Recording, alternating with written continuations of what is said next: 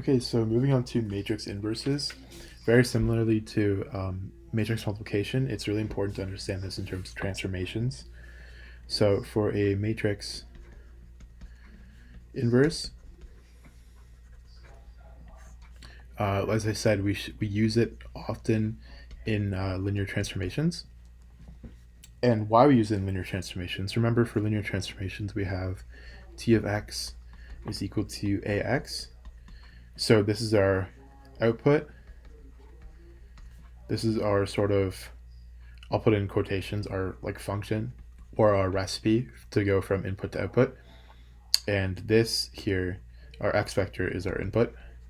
And remember, we go from some sort of vector to another sort of vector, and this is our sort of recipe or formula to determine how the vectors will change. Okay, so that's a very high level understanding of it.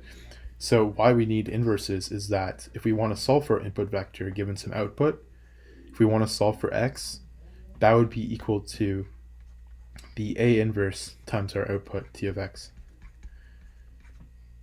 Okay, so in order to find the input given the output, we want to find A inverse.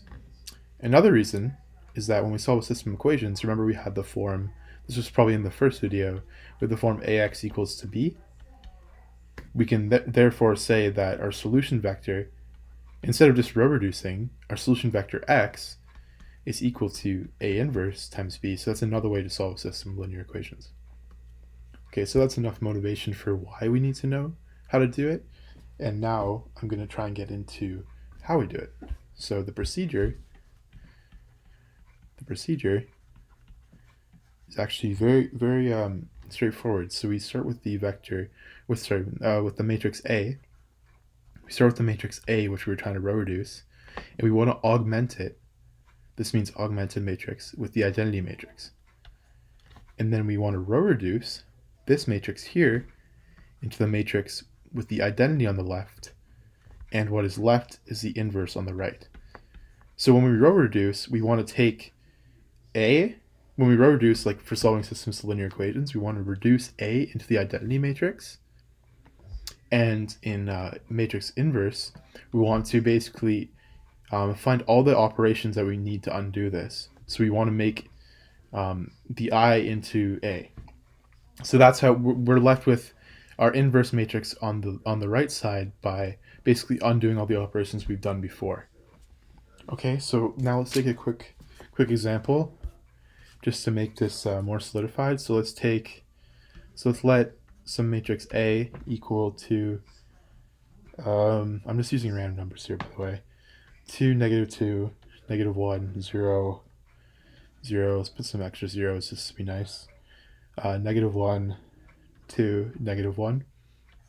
And we are being asked to find A inverse, right?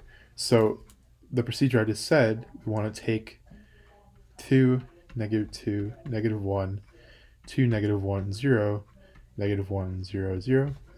We want to augment it. This is our A matrix here with the identity matrix here. And basically, we want to row reduce this to the identity matrix, and what will be left is the inverse on the right-hand side.